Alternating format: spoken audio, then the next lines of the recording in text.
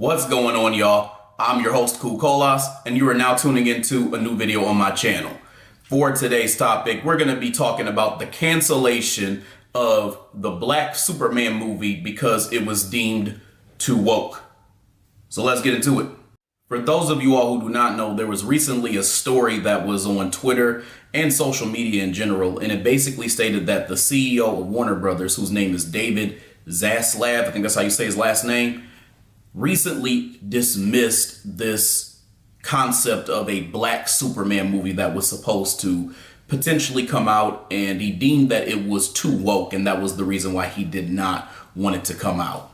Now, I want to look at this situation from two different ways, because typically when I hear people talk about this type of issue and this issue specifically, it's always either on one side or another. So I want to tackle both sides, if you get my drift.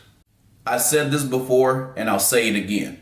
When it comes to Hollywood, media, production, whatever you want to call it, the white supremacist plays this thing that we call the both sides agenda. Now let me explain what this is for those of you all who are new to the channel and have never heard me talk about it. The both sides agenda is when the white supremacist plays both sides of the equation. One side being the oppressor and the other side being the supporter. And they're playing a role when they're doing this. And these two things are happening at the same time.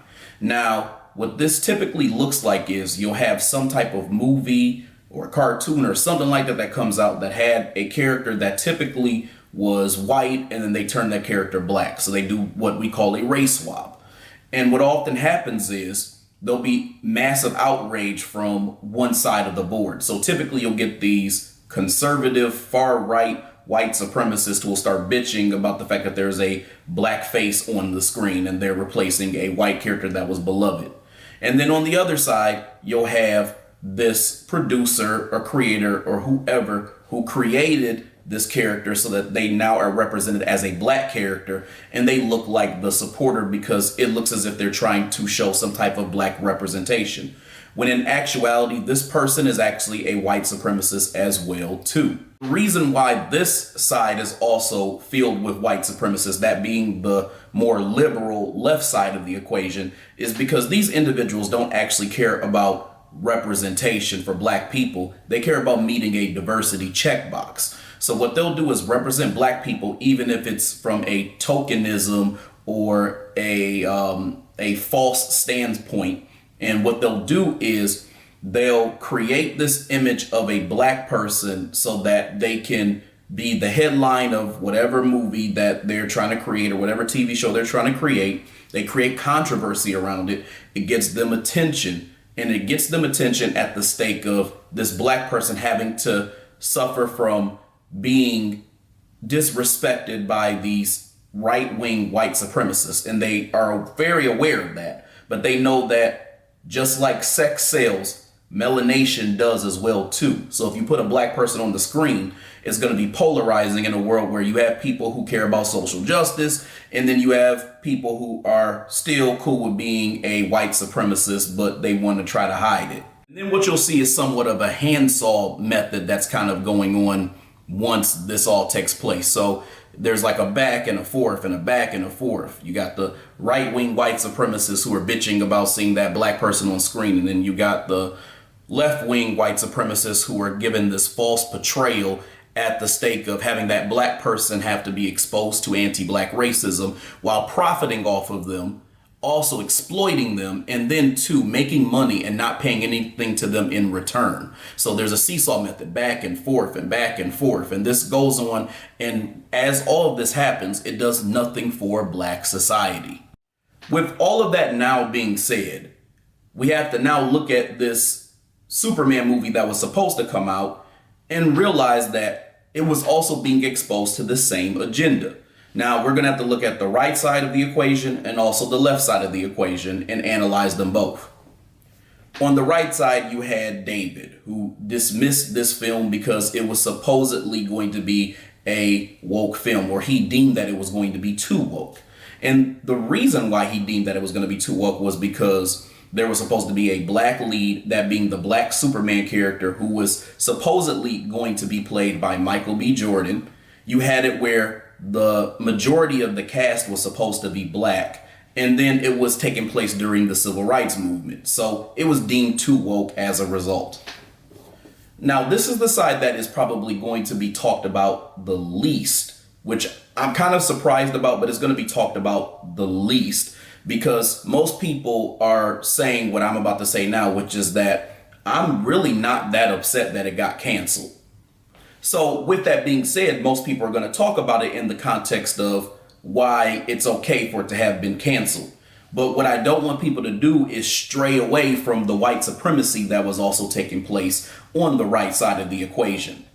So with that being said, him saying that it was too woke shows you a big lesson about white supremacy itself. There's a deep-rooted insecurity about their system crumbling because, in a way, they know that there's a lot of us who are waking up and we're seeing the issues with the media that they're producing when it comes to black representation.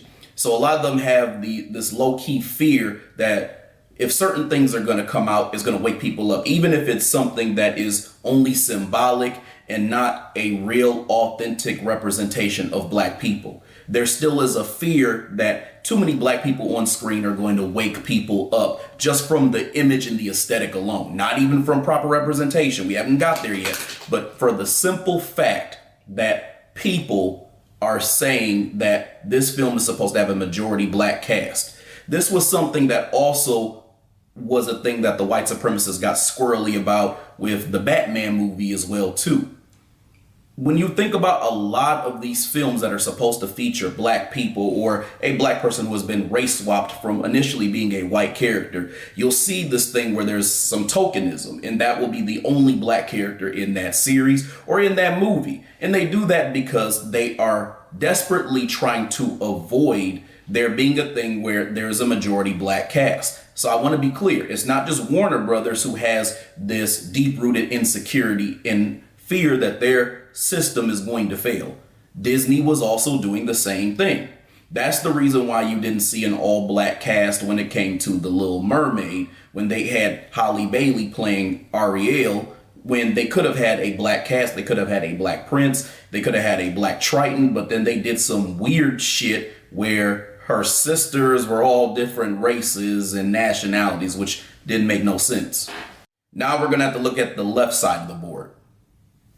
When it comes to these more liberal white supremacists, a lot of them are cool with creating these tokenism images of black people. And they try to do that in order, again, to create an image to check off a diversity box. So they like to make a diversity ploy.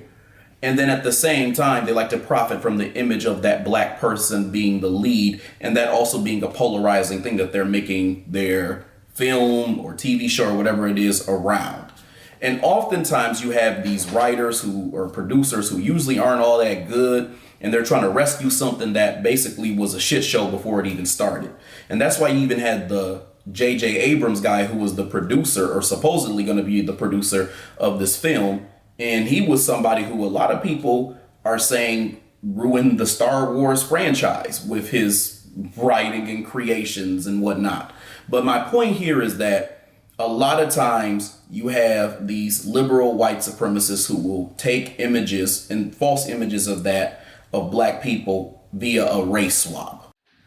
Now, what's unclear to me about the whole race swap thing is I'm still not really sure if it's supposed to be a race swap or a mantle pass. And I'm going to tell you why. It wasn't truly clear to me whether or not Michael B. Jordan was supposed to be playing a black Superman as in Kal-El or Clark Kent, or if he was supposed to be playing Calvin Ellis. That's not clear to me, because if he was playing Clark Kent or a different version of Clark Kent, it's totally a race swap. If he's playing Calvin Ellis, then it's a mantle pass. And I've told you all the differences between these two things before. That being that one is just a color swap and a phenotype swap as well too, with everything else being the same. And then the other is more so a major change up on a lot of things, such as the name, the backstory, and whatnot. But the shell of the original character, that being the white character, is the same. So either way, these both fall into what I call the black carbon copy trope. So this Black Superman movie, just off rip, was already delving into that territory because it was a black carbon copy trope film all throughout. My other problem with all of this too is a lot of these people who try to portray black superheroes, but it's a race swap or it's a mantle pass, is that black people don't even own the intellectual property of the character that is being portrayed. I mean, it's usually white writers and producers, and they may throw in one black person in there and then make them the Ronald McDonald dude of whatever it is that they're creating and say that it was all them, when there's a lot of white writers and producers and whatnot who have influence on the way that this film, or in some cases this TV show, actually goes.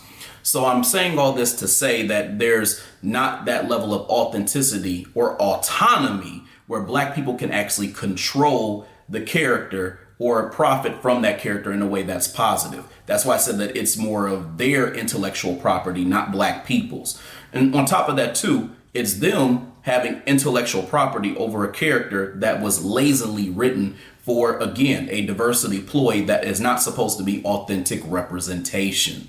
Even with that said, even if we're just totally ignoring the whole intellectual property argument, let's just look at the idea that DC has failed to put out any new black characters that are actually original when they actually do have them. I mean, think about some of the characters that they could have put out right now that are actually original. They could have put out Icon. They could have put out a thing about Bumblebee. They could have put out a thing about Hotspot.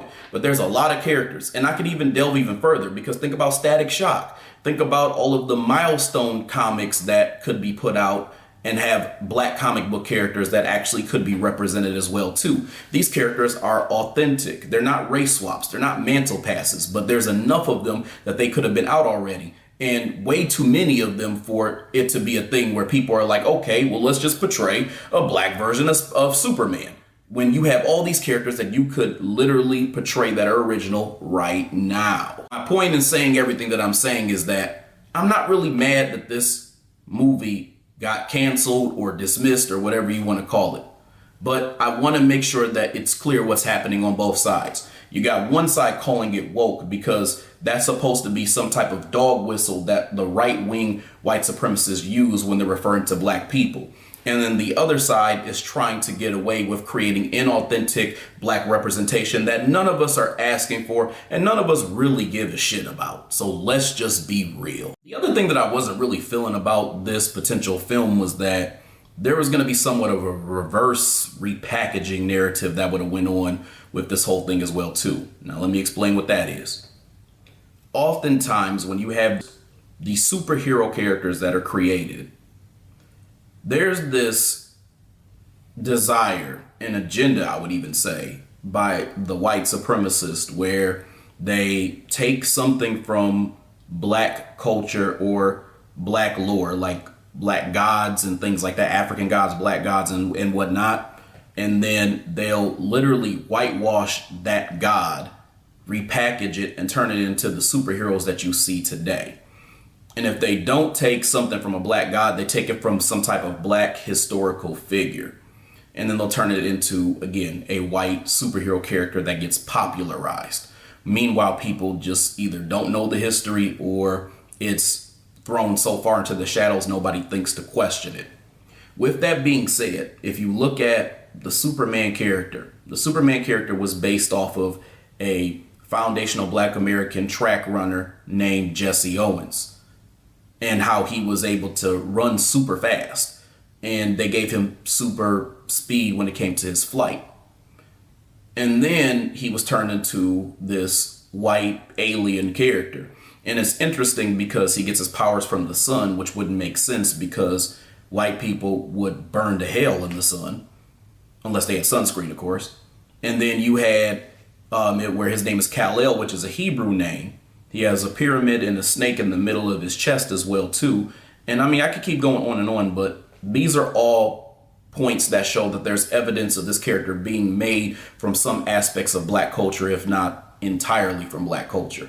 He was turned into a white character. Now he's being turned back into a black character. But now being turned back into a black character, there's also a different culture that's being represented as well too. So I hope y'all see what I mean by cultural reverse repackaging, because it started off being a thing where they repackaged him, and now they're reversing it by making him black. So he goes from black to white to black again. But Superman's character and the premise of what they changed him into when they whitewashed him wasn't really something that was a part of foundational black American culture anyway. I think my point here is that what bothers me is that he wasn't a black character to begin with. But now they're trying to pretend like they're doing us a favor by creating a black version of Superman, which is some straight bullshit, to be honest with you. And I can already see that movie being real trauma saucy as well too. You know, I didn't see the script or anything like that, but I wouldn't be surprised if they try to put in a white Lois Lane, and then you got Michael B. Jordan up there. And Michael B. Jordan is known for portraying a lot of these pro-black roles where he's this brother who is into black culture or loves black women, or whatever the case may be. You know, I wouldn't be surprised if they would try to, you know, shoehorn all that in there. So I don't know. I wouldn't have got a vibe about this whole thing. I think that they would have probably done something trauma saucy, or they would have done some white saviorism, or there would have been a swirling narrative or something up in there that I wasn't really feeling. I can just feel that that's where it was going. Anyway, y'all, that's my take on this topic. I hope y'all enjoyed it. I hope you all come back and tune into other videos that I'm going to have soon to come. In the meantime, I hope you subscribe, like, share, and hit the bell icon so you get notifications for whenever I come out with new content on this channel. Other than that, I will talk to y'all later. Peace out, y'all.